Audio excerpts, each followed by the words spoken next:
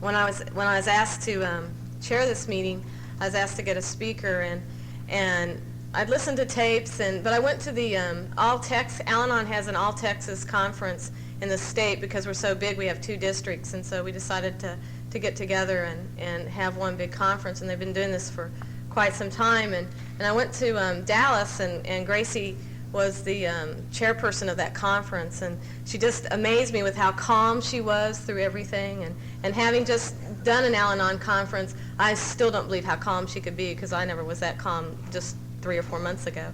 But anyway, I've listened to her tape, and it's definitely an honor to have been in her company this weekend and to get to know her, because she's really a lovely lady, and I'm sure we'll learn a lot. Thanks, Betsy.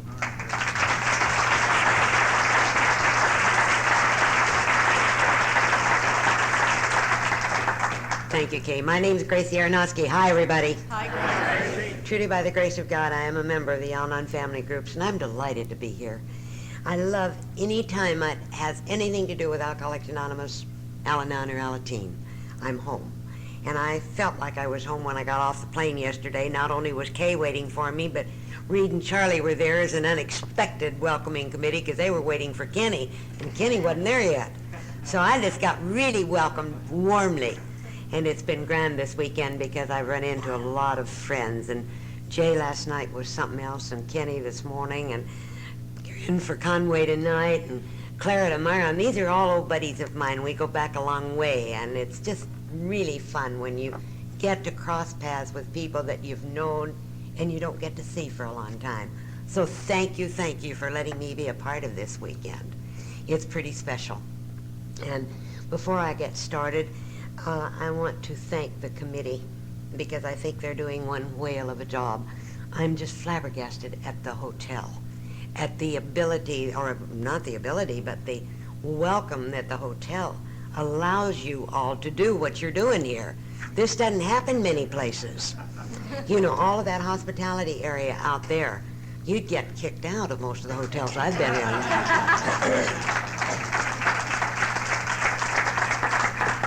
And the committee in the hospitality room, they're something else. They haven't run out of food, and I heard them earlier telling a couple of the guys they had to go back to Sam's and do some more shopping. Don't want us to go hungry by any means, so thank you again. Our stories disclose in a general way what we used to be like, what happened, and what we're like now, and that's all I have to talk about. And since April of 1967, it's not been necessary for me to plan a murder or suicide.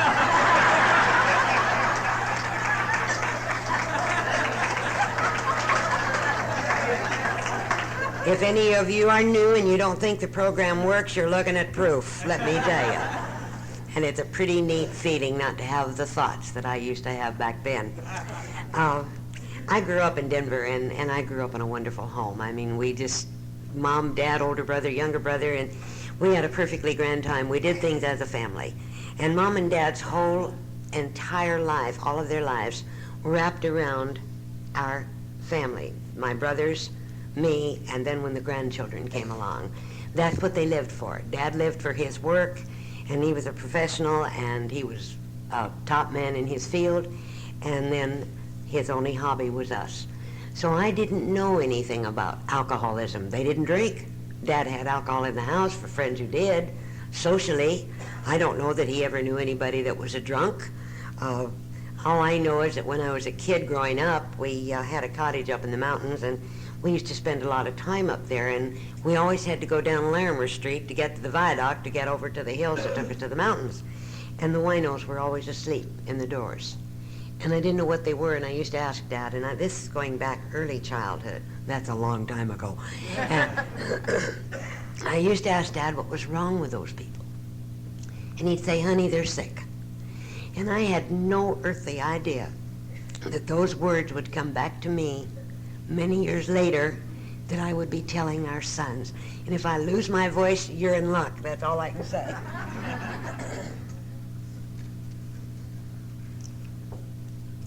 I didn't know about drinking. I knew that people drank socially. In high school, 3-2 beer was legal in Colorado. It still is. And we'd go up on cookouts all the time. That was our big deal. We went in carloads, and we'd go up to the hills and we'd cook out. And We also took 1, 2, or 3 cases of beer, depending how many of us there were, and I wasn't the drinker of the beer. I couldn't stand it then, I can't stand it today. Never could acquire a taste for it. But I was getting ready for you way back then, and little did I realize it, because everybody who went along on the cookout that drank too much got taken to my house afterwards. I had to make them well. I'd wake up Mom and Dad when we got home and say, so-and-so's sick, can you help me? And they'd nurse the kids back to health so they wouldn't get in the doghouse. Unbelievable. I didn't know that a role of being a member of Alanon is a caretaker. We're masters at it, and we do a pretty lousy job of it, I might add. We're all examples of it in here. I graduated from high school at age 16, and I'd had a wonderful time going through school. I had no problems. When I got to my 4th step, they told me to go back as far as I could go, and I did. And there just weren't any, because I was a happy kid. I was having a lot of fun, and there was no sadness. We had had no deaths in our family. Divorce was unheard of back then. There certainly hadn't been any of that. And so everything was good. Everything was good. And I graduated high school and went on to the University of Colorado. Now, I have to tell you, I wasn't going to learn anything. I went to have a good time. I went to have fun, and I went to find him. Because you see, I discovered boys in junior high school. Discovered I liked them better than I did girls. Haven't changed my mind one bit. And so I went up there looking for the guy. And again, having a good time, having fun, barely scraping through on my grades because I was having too good a time. And December of 1941, and we were in World War II, and there aren't too many of you in here old enough to remember, but a few of you are, and the rest of you have read about it in your history books. And we on campus were terrified, absolutely scared to death. We had no idea what was going to happen. My main concern, I had several. First of all, I was fearful, terribly fearful, that the world was going to come to an end. Imagination's wonderful.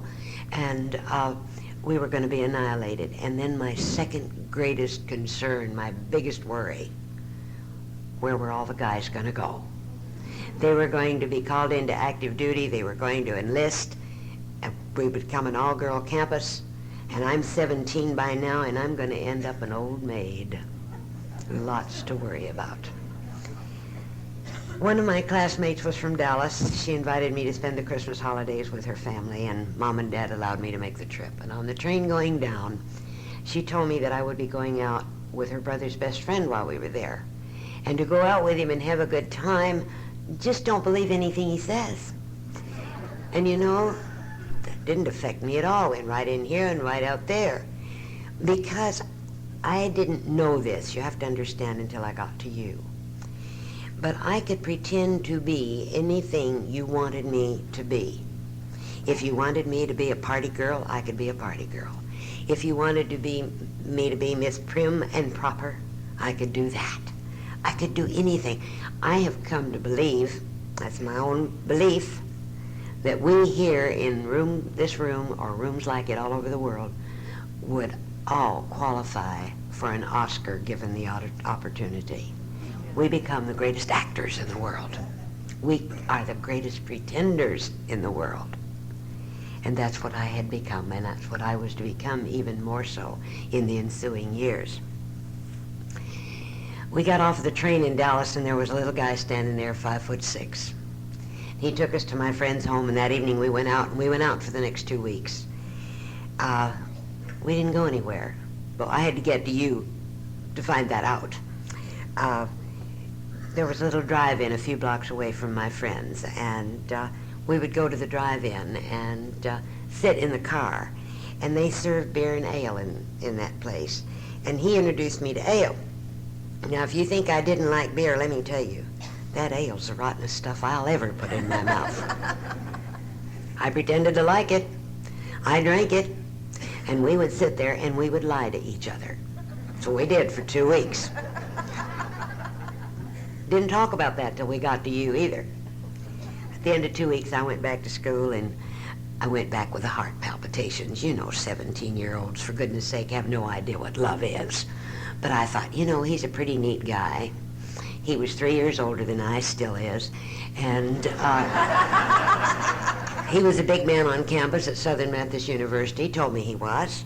And he knew a lot about a lot of things that I didn't know anything about, and he was willing to share them.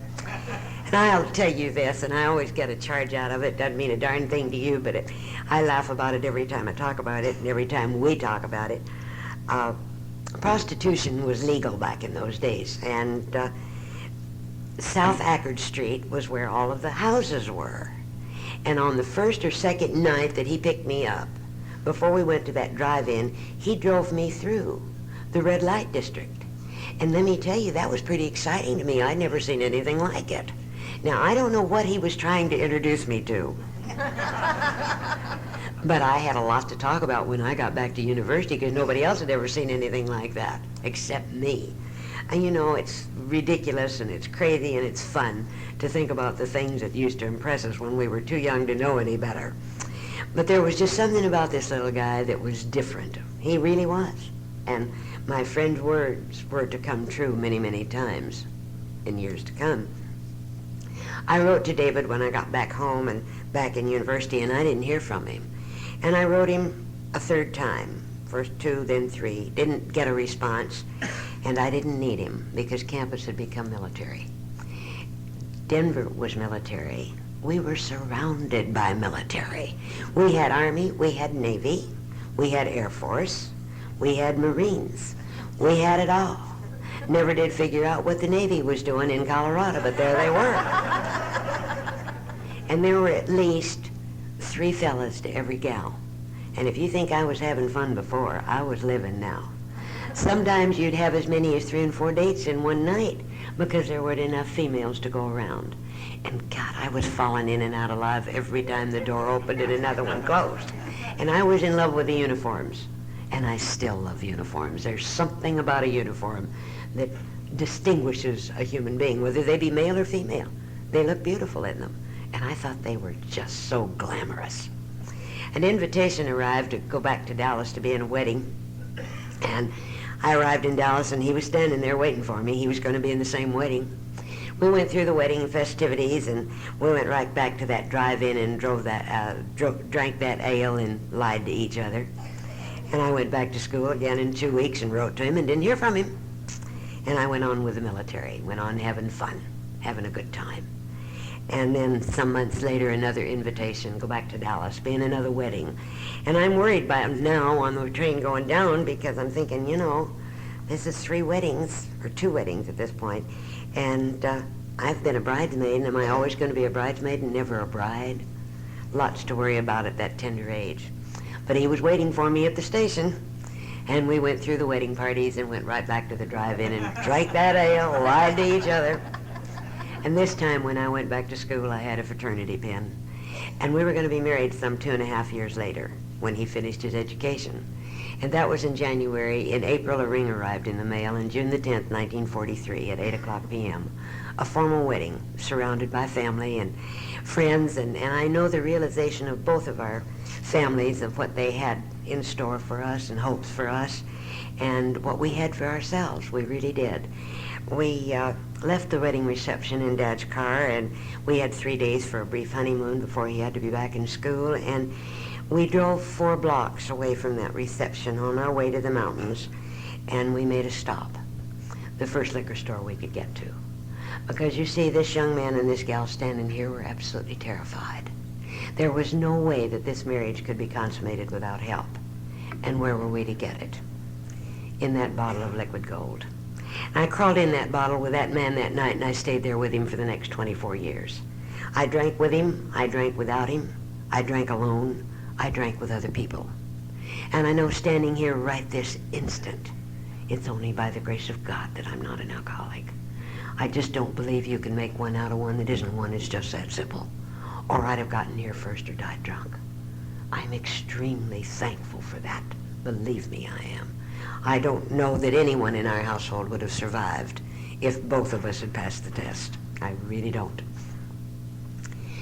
We went back to Dallas. Dave went back to school, and I went to work. And we didn't have much money, but we had everything we needed, absolutely everything any young couple would need. And we'd get a few dollars ahead, and we'd buy a bottle. And every time we bought a bottle, he drank too much. And every time he drank too much, I was furious. I was furious. Couldn't understand it.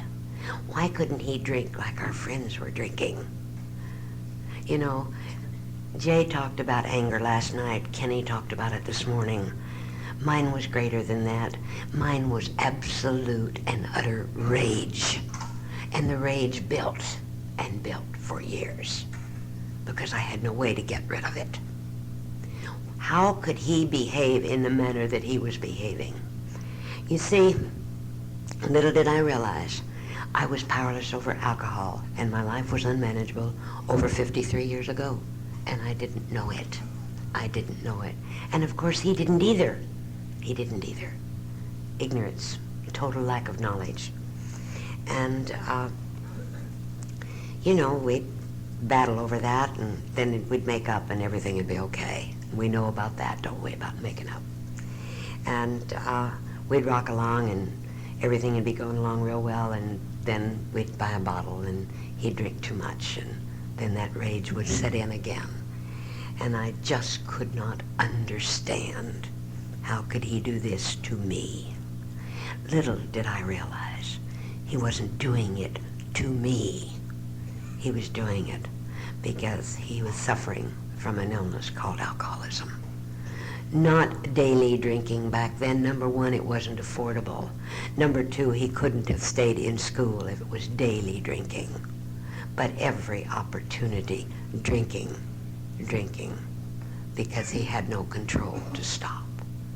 And I didn't know. He finished his education, and he was serving a residency in one of our local hospitals, and he had to live in the hospital.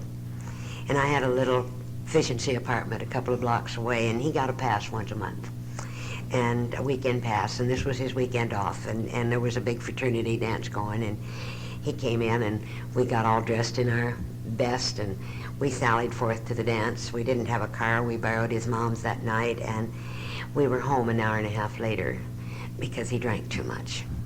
Now, my apartment was at the top of a stairwell that went straight up like so. And at the top of it was a little landing not much bigger than this podium. I had to get behind him to keep him from falling backwards on that stairway. And as we got to the top of the stairs, he passed out. And you know, for one fleeting instant, what I wanted to do. And it would have been so simple. You see, I had been an athlete all my life. I started swimming at age 2.5. And I competitive swam. I played tennis. I showed horses. And I'm a big gal. And David, as many of you know, is not a very big guy. It would have been so simple. I drug him in by his heels. I left him passed out in the middle of the floor, and when he came to the next morning, he wanted to know what happened. And I looked at him with absolute, utter disgust and that rage and said, guess, and turned my back. Turned my back. The way we go from love to hate, the instantaneous. You love him to death one minute and you want to kill him the next. And there's nothing in between, and you don't understand.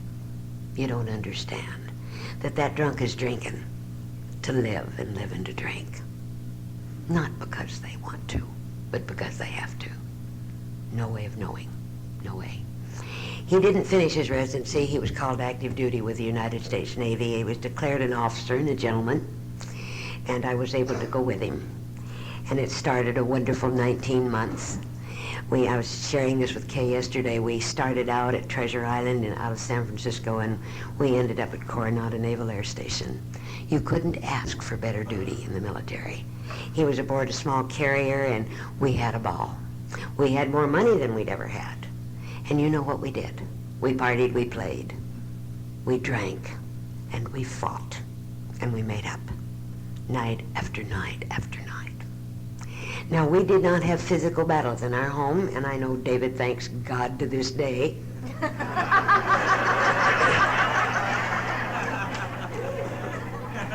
The verbal battles that we had were absolutely horrendous. I stripped this man of every bit of dignity he ever had, and I did it with my mouth. I'm not proud of it. That's just the way it was. I learned every rotten, nasty word known to man. I can out-cuss a cusser, let me tell you. I don't know where I learned those words. He doesn't use them. My family didn't use them. But boy, I did. I did. I haven't forgotten one of those words. But I pray to the God of my understanding that no one in this program will ever, ever hear me in a meeting or at a podium use one of those words. Because I've not found them in the Big Book of Alcoholics Anonymous. I haven't found them in our Alanon literature. I have not seen them in print in any part of our program.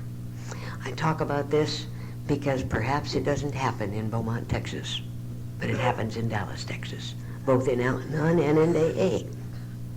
The four-letter words that I hear coming out in our meetings make me cringe, because we're supposed to be a showcase for the newcomer.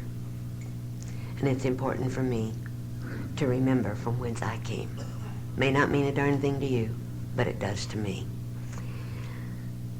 We were gone, as I said, 19 months, and he was released from active duty, and we went back to Dallas, opened our first office, and I went to work for him. In the next 5 years, we had everything going for us that any two young people could hope for. We built our first home. Our 2 sons were born. I had always planned on 6 children. Thank you, God. He knew better than we, of course he did. And we had everything that any young couple could want. Very successful. But you also know what we had. We had alcoholism, and we didn't know it. We did the same thing back in Dallas that we'd done in California.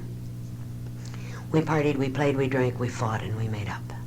We had a live-in housekeeper to take care of those little guys, because I had to be free to go with him, you see.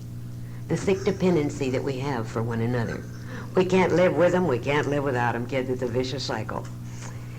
Another reason to thank God for this program, because we come in here and we find out that we can live with them and accept the consequences, or live without them and accept the consequences. That's what we learn in here. The freedom to be. I think Jay talked about that last night. The freedom to be ourselves. We were there 5 years, and you know, it's downhill all the way. We know that in here. Alcoholism is progressive. It doesn't ever get better, it only gets worse. We still had no idea that that's what it was. You see, we had a habit of blaming, and we had a habit of if only we hadn't come back to Dallas, if we had gone somewhere else, if it wasn't for his mother. And let me tell you about his mother, one of the dearest people in the world. But I couldn't stand her because I blamed her for him. She never had a drink in her life, for goodness sake.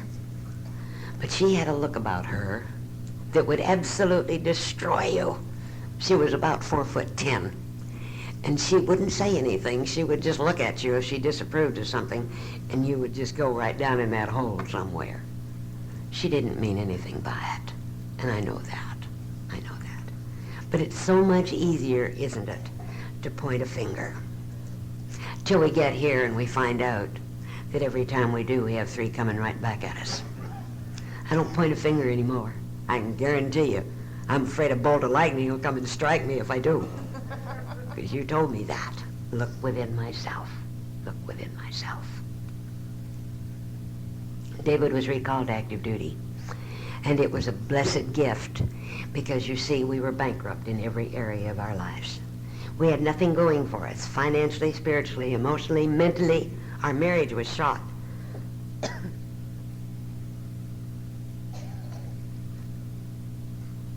Because we were destroying one another due to the drink. And we didn't know what it was. It was decided that children and I would stay in Dallas. He wasn't going to be gone a very long time. And maybe, just maybe, by the time he got back, things would be different, not knowing they weren't going to get any better. Cough drop. He was gone 2 weeks, and he called and wanted to know how soon the kiddos and I could join him. You know what I did? Furniture went into storage, the house went on the market. The housekeeper was placed with another family. We couldn't afford her before he left, let alone afterwards. And the kiddos and I were on our way. Again, the need, that sick dependency we have for one another. I needed him to fill my illness. And let me tell you something. I fought you tooth and nail when I got here because there was nothing wrong with me. There had to be for that dependency. We got out to California, another great duty. This time he was attached to the Marines. He was stationed at Pendleton. We had a home in San Clemente, California. At that time, there were only about 1,500 people there, maybe 2,000 at the most, and it was delightful. It was safe. It was beautiful. I'll tell you how pretty it was. There was a building code in that little community where everything had to be white stucco with red tile roofs. It looked just like the paintings you see of Spain. And it was wonderful. It was a safe place for the little guys, and I would take them to the beach every morning, and I did things that moms are supposed to do with their kids. And at night, we'd hire a babysitter to take care of them. So we could party and play and drink and fight and make up. And that's what we did. And that's what we did. And then he was sent to Hawaii on temporary duty. He was going to be gone a short time, so the kiddos and I stayed in California. When he left, he told me he would sign over an allotment. No, he didn't say that. He would send his paycheck home twice a month because he didn't have to sign over an allotment. And the paycheck didn't arrive. And I waited, and it didn't arrive. And I waited, and I called him. And he couldn't understand it because it had been mailed yesterday. And I couldn't understand it because it didn't arrive. And I called him back, and I got the same response. And it didn't arrive. And I went to the base legal officer because I went to embarrass this man, and I did. Gleefully, you bet I did. He was threatened with a court-martial, and I thought, that'll show him. That'll show him. He had to sign over an allotment that was humiliating and embarrassing for an officer and a gentleman. My money problems are over. I could have left California any day, gone to my family in Colorado, gone to his family in Texas. But I was just waiting for him to get back, and then I was leaving, because I was going to tell him exactly how I felt. My phone rang about 3:30 one morning, and the ship was going to tie up in San Diego. And with the kiddos and I meet him, and you know what I did. Dressed the boys in their Sunday best, and we headed for San Diego. And we watched Dad get off that ship, and he had on his dress blues. And he looked so good in that uniform. And all that anger, and all that rage that was building while he was gone, you know, how could he do this to me? Went right out into the Pacific. You know where it went. It didn't go into the Pacific. It went down in this hole that every one of us have when we get here. And it built layer by layer by layer because I didn't know what to do with it. I didn't know what to do with it until I got to you people. And you showed me what to and how to do it in steps 4 and 5. And then 6 and 7. How blessed we are. We went back to our little town in San Clemente, and we did the same thing we'd always done. We partied, we played, we drank, we fought, we made up. And then he was shipped to the Far East with a division that he was attached to. And it was at this time that the boys and I moved to Denver to be close to Mom and Dad and my brothers and their families. And we thought it would be very brief. It was 3 years, and it was 3 years of desertion. Now, I'd love to stand up here and tell you I grew a halo and I grew wings and I was just darling, and I'd be lying through my teeth because I set out to show him I was going to get even if it was the last thing I did. And how was I going to do this? Tried to get a divorce. I couldn't because he was out of the country and couldn't be served. I never took my wedding ring off, but I had access to all the officers' clubs and I made darn good use of them. And I went out one more time looking for him. And Lowry Air Force Base became my favorite hangout. I'd go out there. I loved the bar. Loved it. Short end of the bar here, long end of the bar here. And I always managed to get a stool at the short end of the bar. One reason only, gave me a chance to look you fellas over. Every one of you knew what I was there for. Some of you gals do. You've shared with me. You've done the same thing. It wouldn't be long. There'd be a drink in front of me. And then pretty soon, there's a little guy standing there, lighting my cigarette. And you're gazing fondly into one another's eyes, and you know what happens. God, it's instant love. Didn't take long, and I found him. Gonna send me to Mexico for an illegal divorce, and I darn near took him up on it. I went to our family physician and his wife, who were like second parents to my brothers and me. They had never had children, so we were their kids, and we used them for our sounding board and our things that we were afraid to go to Mother and Dad with. And they did what so many of us do, or happens to so many of us. We who love the drunk, you know, we're looking for sympathy. We're looking for that pat on the back and the shoulder, and we're looking for those words that say, we don't blame you, honey, we understand. They didn't understand. They didn't know about alcoholism back then either. But they didn't blame me, and that's all I needed to hear. They were all for it. However, they made one suggestion that I go home and get a piece of paper and a pencil. And I put David on one side of this paper and this young man on the other, and write down everything I liked and disliked about each of them. And I followed their suggestion. You know what I had. I had one in Denver, and I had one somewhere in the Far East. I had no idea what they were, but they were exactly alike. And I introduced him to one of my former classmates, and you know what happened? They were married 10 days later. Give you an idea. Of course, you know what I did. I went right back out there, right back out to look for him. And this time he was just waiting for me. The realization of my fantasy from back in junior high and high school. You see, I was always going to marry a 6'4" All-American football player. And there he was. He was a full colonel. He was a former All-American. He was everything I'd ever fantasized about. And not only that, from colonel you go to general. And you are looking at what was going to be the greatest general's wife that the Air Force ever knew. I just didn't pay any attention to what the colonel said to me the first or second night we were together, and that was that he'd been shipped back from Korea due to a drinking problem. You see, all he needed was stability in his life, and here I am. A built-in family, 2 wonderful little guys, and it was going to be just glorious and going through life wonderfully. I became frightened of the way I was living. It was not the way I was raised. A little bit about my family.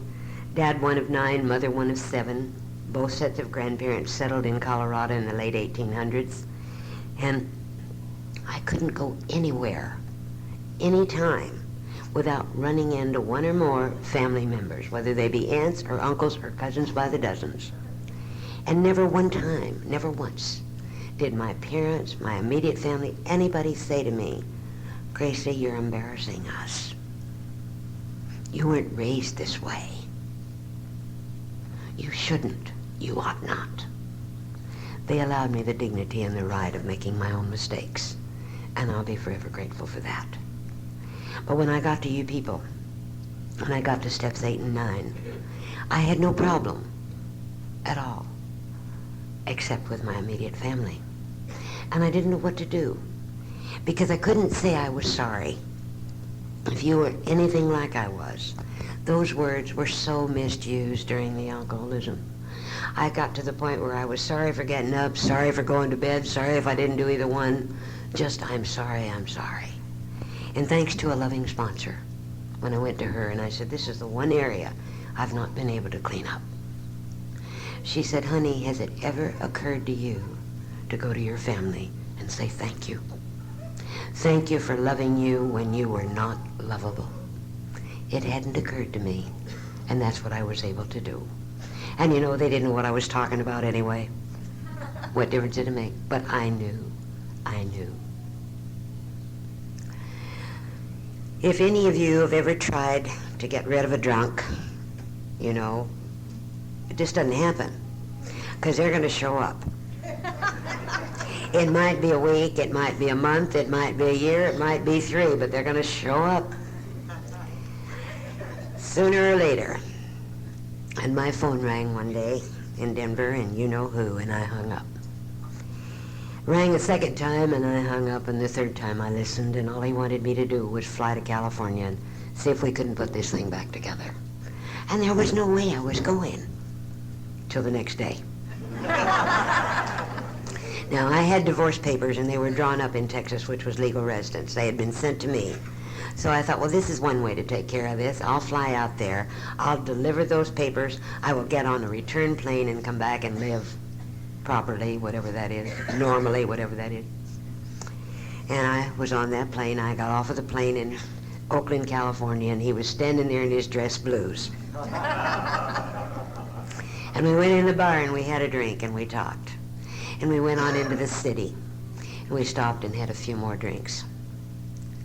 And I went back to Denver 3 or 4 days later to wait for Dad to be released from active duty to start all over one more time.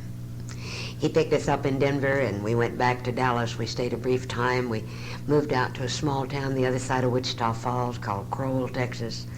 We stayed there less than a year. We moved on into the Panhandle to the town of Memphis, Texas, a wonderful community, wonderful place to raise your children, and they loved and accepted us just the way we were. We did not know what we were doing till we got to you, that we were taking geographics. You see, it was always going to be better. The other side of the street, the other side of the city, the other side, always going to be better. We didn't realize that we were taking us with us wherever we went.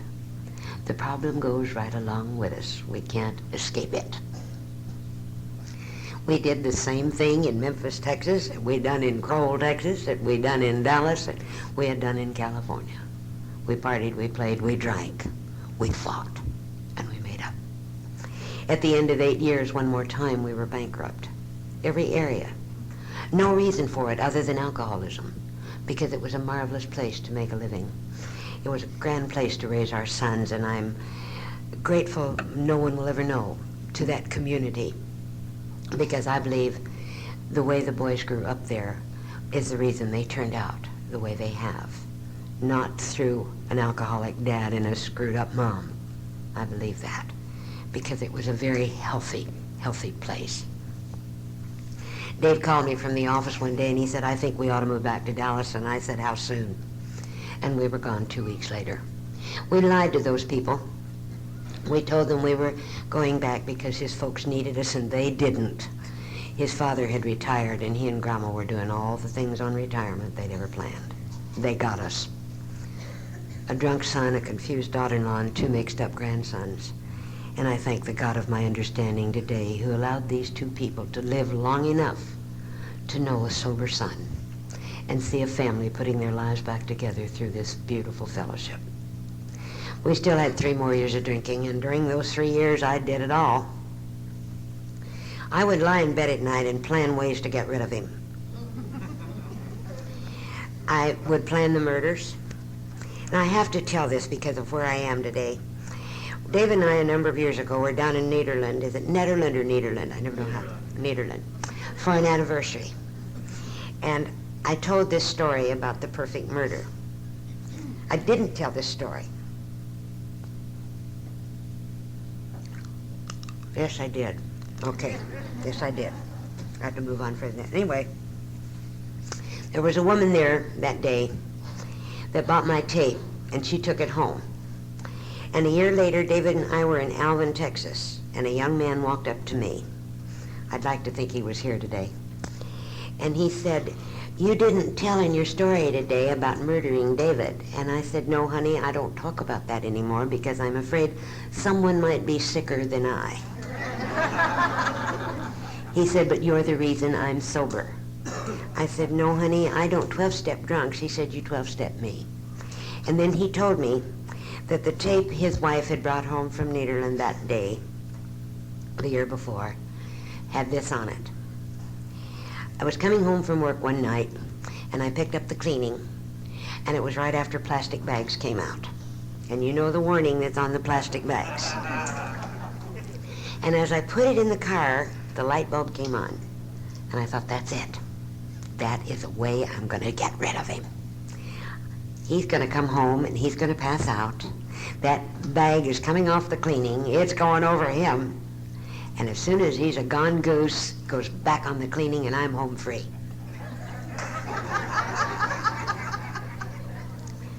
You know I didn't do it. But that young man was passed out when his wife got home that day. And all he kept hearing, she turned the recorder on, was the plastic bag. And he said, I haven't had a drink since.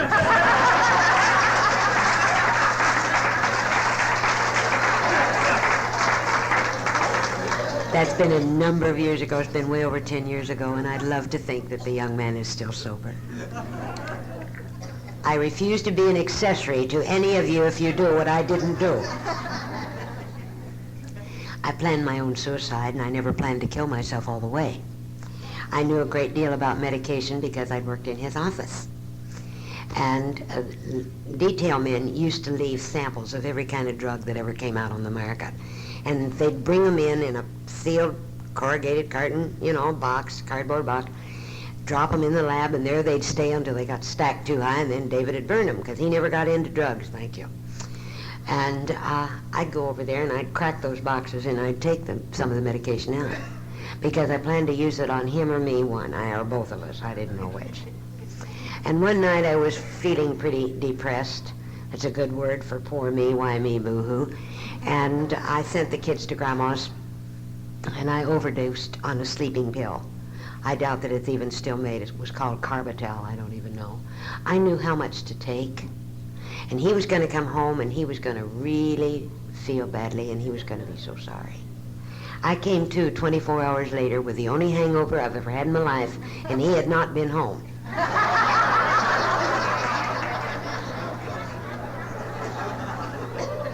Nothing wrong with me when I got to you. Nothing at all.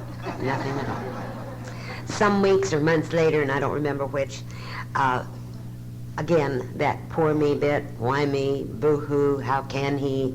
I sent the kids back over to Grandma's, and I had read somewhere you turn on the gas, you just go to sleep. Well, I knew that for me that wasn't going to work because I can't even stand it if a pilot light goes out. That odor is just horrible for me. But we had a fireplace, and David smoked cigars back then. And I knew, he was a stay away from home drunk, but he had to come home every so often to refresh. That's a good word for it. And I knew it was about time. So I sent the kids over to Graham's and I got myself all fixed up and ready and the fireplace was in the den. You had to walk into the den. And David, when he was drinking, like no other drunk I've ever known, he never got a DUI. And you know why? Because he barely accelerated the car. He would go 10 miles an hour, would nearly drive me up a wall. He was very meticulous about everything he did. And when he would drive into the garage, he made darn sure those doors were closed and locked. He would come in the screen door first into the den, lock it, come into the den door, lock it. And I knew that when he walked in with a lighted cigar and that fireplace gas was going, he'd be blown to kingdom come. And there wasn't anything wrong with me, but you see, we didn't have a gas burner. We lived electrically.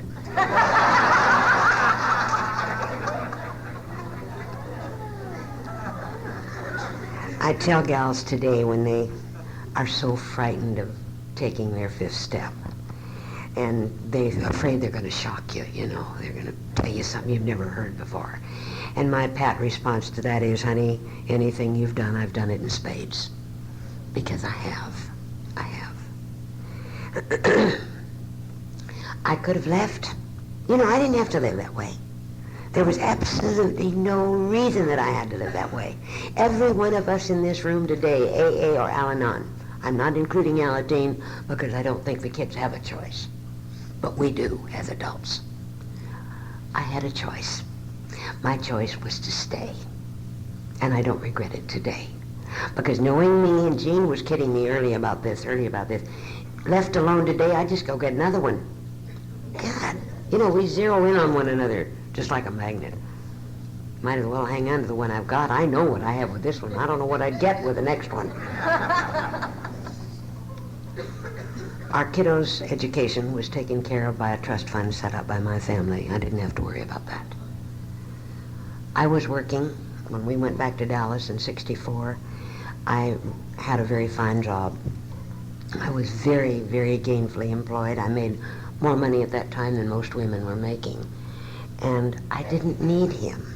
I did not need him. But I chose to stay. I chose to stay. We had no marriage. Of course we didn't. It was gone. I mean, it was just over. But on my way home from work one evening, and this is about 6 months prior to the program, I knew I had to see him, and I had no idea where he was. No idea. And there are no coincidences, because I walked in and he was sitting in the den. And he was fairly sober. And I said, I need to talk to you. Well, it wasn't the first chat I'd had with him. I always wanted to talk with him about something. And it wasn't pleasant either. I said, David, this time it's different. I have to tell you something. I no longer care what you do, where, when, how, or with whom. You're no longer a part of my life. And when the boys are gone, I will be out of here. You're free to go or you're free to stay.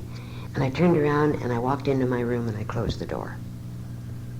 And I went to bed that night and I slept the night through. I wasn't up 1 or 2 a.m. in the morning, 3 a.m. in the morning, looking out the window to see if he was driving up. And if he was, jumping back into bed and pretending to be asleep. I wasn't lying in bed at night, praying, dear God, don't let him come home tonight, checking to see if he was. I wasn't lying in bed praying, dear God, let him be killed, just don't let him kill anybody else. I did not have to do that one more time, and I haven't had to this day. I did not know what happened to me that night. I believe I know today. Again, you're free to agree or disagree with anything. I had hit my bottom, and I firmly believe we who love a drunk have our own bottoms that we hit, just like the problem drinker does. I had gone as far down in that hole as I could go, and there was no place else for me except to start climbing up. And the God of my understanding, at that time and to this day, knew what had to be in my life. And I had to let go of that drunk and let God have him. I'd never seen that slogan. Had no idea until I walked into you people. But that's what happened to me that night. I let go of that drunk. And about 6 months later, phone in my office rang, and he said, I know you probably aren't going to believe me, but I'm going to a meeting of Alcoholics Anonymous. And I said, me, my guest, and I hung up. You see, I didn't care. I had to get to the point where I didn't care whether he lived or whether he died for my own survival. We didn't have a lot of meetings back then. There wasn't one that night. And when I got home from work, he was there. And there was no communication, none whatsoever, not even a hi or a hello. And the next day he called me back in the office and he got the same response. Of course he did. Hang up. And that night when I got home, he was bathed and he was dressed and he walked out. Our older son was in the University of Texas at the time, and Donnie finished in high school, and he said, Mom, do you think Dad really means this? And I said, honey, we won't know till Dad comes home. And he's been coming home ever since. That was April 21, 1967. That was a Friday. His first meeting was an open Friday night speaker meeting. The following Friday, he said, how would you like to go to a AA meeting with me? And I think I beat him to the car. Now, our program is one of attraction rather than promotion, right? Let me tell you what attracted me to you. He'd been taking a bath and changing his clothes every night for 1 week. And I wanted to see what you folks had, because the kids and I had been trying to clean him up forever. And I walked into my first meeting of Alcoholics Anonymous, and it began a love affair for me that goes on to this very second. I walked into a room full of happy people, warm, loving people. And they smelled good, and they looked good. The gals were all dressed in their Sunday go-to-meeting clothes, and the guys all had on their funeral suits. That's how we dressed back then, in the best thing we had. And I felt like I belonged. I hope and pray that that's the feeling you had when you went to your first meeting. I don't know what went on at that meeting. It's not important. I don't know who talked or what they even said. It was that feeling in here. And on Monday, he said, how would you like to go to an Alanon meeting? And I said, what's that? He said, I have no idea, but I think it's for you. And I said, okay. And I will tell you about my first Alanon meeting. Because when you and I call ourselves members, whether we be AA, Alanon, or Alateen, we have accepted a responsibility of honesty, open-mindedness, and willingness. I walked into my first Alanon meeting that night, and I walked in to a room full of the most pious broads I've ever encountered. And those women were so good, I literally wanted to throw up. There were a group of them sitting over here, and they were knitting and or needle pointing. I didn't do either one. I needle point today, but not in meetings. Group sitting over here, and they were real excited about a new jelly recipe. I've been buying my jelly ever since I got married, and I haven't found the necessity to make it. It's just for me. They talked about how good they were to those drunks. They made sure they were fed because they didn't want them to go hungry, and I wanted mine to starve to death. They talked about making sure they got to bed at night so they wouldn't wake up in the middle of the floor. I wanted mine dead in the gutter. I couldn't identify. Honesty, open-mindedness, and willingness. You know, we don't hear till we hear, and we don't see till we see. If I was in a turtle race today, I'd lose it, because that's how slow I am. I went to that group 4 years before I knew I could go somewhere else. I lived and breathed and slept for the open A meetings. I wanted to be a member of AA. I told you I drank. Alcohol never did too with and for me what it does for the drunk. If I drank too much, it made me drunk, and then I got sick. And I'd go right back and do the same thing over again. If I drank too much, I behaved like an absolute jackass. I can do that, start raving sober. My first sponsor died with 1 month shy of 38 years of sobriety because I couldn't identify with those Alanons. Chris kept me hanging in. I was sharing this with Mickey before the meeting. She said, you didn't live with him all those years, did you, for him to go with somebody else? And that kept me coming back. And I went to Chris one day and I said, Chris, why can't I be an AA? I drank more than a lot of those gals in there did. And she bought me my first big book of Alcoholics Anonymous, and she turned to chapter 4. She turned to one sentence in there. It says, if you honestly want to and cannot quit entirely, or if when drinking you have little control over the amount you take, you're probably alcoholic. She said, now honey, if you qualify, I'll see that you get a chip Monday night. I didn't qualify. I had to go back in with those sappy broads. In 1971, I was in Prince Albert, Saskatchewan, Canada. And Dave C. from Raleigh, North Carolina, whom I'm sure many of you know, a wonderful member of AA, was a Saturday night speaker. And Dave always says in his pitch, if you don't think your group's the best, get yourself another. Pretty profound, isn't it? God. Dave was talking to me that night, and I knew I wasn't going back to that group. I didn't know where I was going, but I wasn't going there. And I told David on the way home, I said, honey, I'm not going back to that place. He said, where are you going? I said, don't know. I'll try Preston. If that doesn't work, I'll try someplace else, and so on down the line. On Monday night, I walked into my first meeting at the Preston Group, and that was in 1971.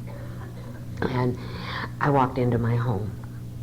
I walked into a group of honest, open-minded, willing people. And I was there for 24 years. And that was my group. I'd been there a short time when the chairman asked me to sponsor Alateen, and I didn't know what it was, because children were not allowed in the group that I had come from. They weren't allowed in the facility. And I said no, and she was a tough broad, and she looked at me and she said, "You don't say no in Alanon." Scared me to death. And I said, okay. And the next 6 years, I sponsored Alateen. And that's where I learned about love, kids. I thought I was in and out of love all those years back. I was in heat and didn't know what it was.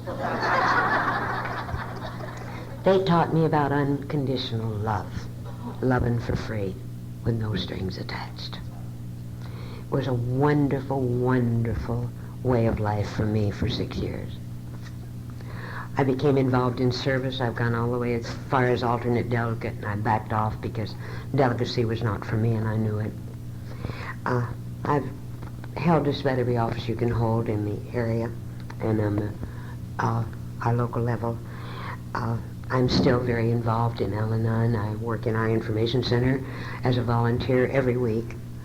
We're a literature distribution center, and the calls that come in, we get anywhere from, just in the mornings, we get anywhere from 13 to 26 calls a day, just in the AM. That's from 9 to 12. And nothing for us to have 50 calls in one day. And it's 12-step work all the way. I still sponsor people. I still go to meetings, and I go because I want to and because I need to. A little over a year ago, it became necessary for me to leave my group. And it's the toughest thing that I have ever had to do, because that was mine. You know how we are. We're selfish and we're self-centered. We've heard that this weekend. That was my group. But I'm a nut where it comes to traditions. I'm just absolutely rabid on them. And we do have a requirement for membership in Alanon. That's in our third tradition, and if you don't know what it is, look it up. I'm not going to tell you. And we have a purpose in Alanon, and that's in the fifth tradition. Go home and read them if you haven't. And we've got people coming into that group today that are everything under the sun but. They've never lived with, they've never been around it, they don't know anybody who ever did. They're there because their counselors have sent them, their psychiatrists, their doctors, and on and on and on, for a better way of life. And I fought it as long as I could. You see, I have to go to meetings in order to get before I can ever give anything. And I was getting nothing. That group is still going strong, don't misunderstand me, and it'll be there long after I'm gone. But I had to find a group that stayed within the steps. You know that we have over 225 self-help programs. Now, according to Abby or Ann the other day, there are over 1,000. Read that in her column, one of her columns. And I was amazed. I know that there are over 225 that are based on our 12 steps of recovery. Go where you belong. Don't come into my meeting and screw me up. Please. We're for relatives and friends of problem drinkers. That's it. That's it. We're not for Overeaters Anonymous. We're not for Sex Anonymous. We're not for Impotent Anonymous. We're not for anything but what our traditions lay out. I walked into the Horizons group, and we meet in the daytime, and it's a grand bunch of people. They adhere to the traditions, and I'm not the longest timer there. One of the gals has 35 years, and that makes me feel real good, because I don't want to be the only long timer in any group. We have them in there with 15 years, 16 years, 17 years, and we have brand new ones. Brand new ones. It's necessary for me, for my well-being, to do the very best that I'm capable of doing in keeping our program alive and pure and clean. May not mean a cotton-picking thing to you all, but it does to me, because I have 2 granddaughters, And they just may need you one day in one room or the other. And I want to know you're going to be here. Our two sons are men, of course, today. And they're two of the finest young men I know. I'm awed by them. I truly am. I don't know how they turned out like they did. Because the last 3 years of the drinking, I wasn't a very nice person. And they were grown when their dad got sober. Our older son's an attorney.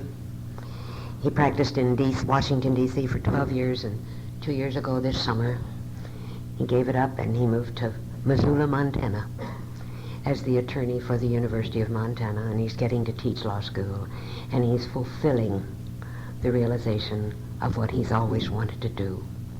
He gave us the daughter we always wanted. Our little Anita is from Santiago, Chile, and I couldn't love her anymore if I'd had her myself. She was down without the kids last week, and we had 3 days together, and let me tell you, we shopped and we dropped. And we just had a ball. She is so dear and such a close friend. It's just one of the many benefits. And they gave us those two little granddaughters. They're 6 and 12.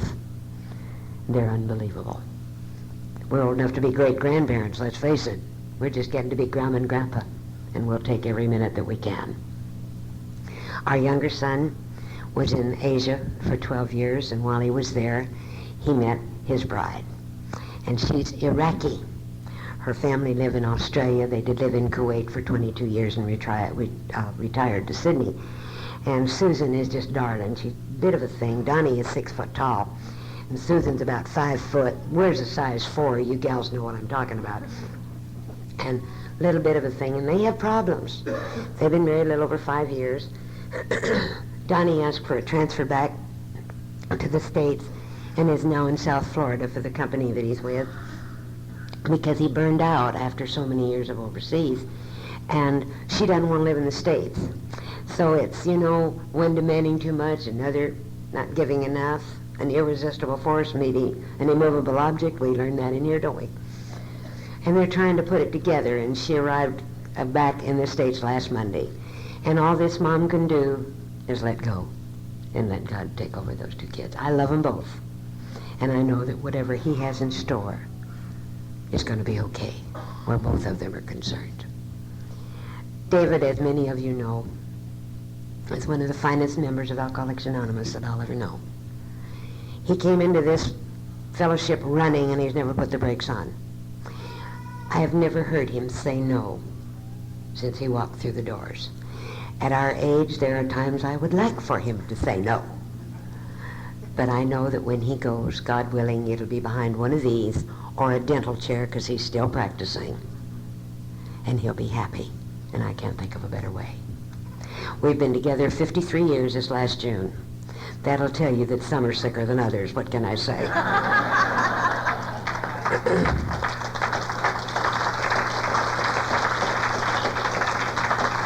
It's no big deal. We agree to disagree on lots of things. But he has his program, and I have mine. And you taught me that there's no situation so difficult and no unhappiness great, too great, that it cannot be overcome. And how do we do this? Through the 12 steps of recovery and the program therein. They're AA's 12 steps. They're not Al-Anon's. And I don't ever want to forget that. And I sponsor no one that will not read the first 164 pages of the Big Book of Alcoholics Anonymous.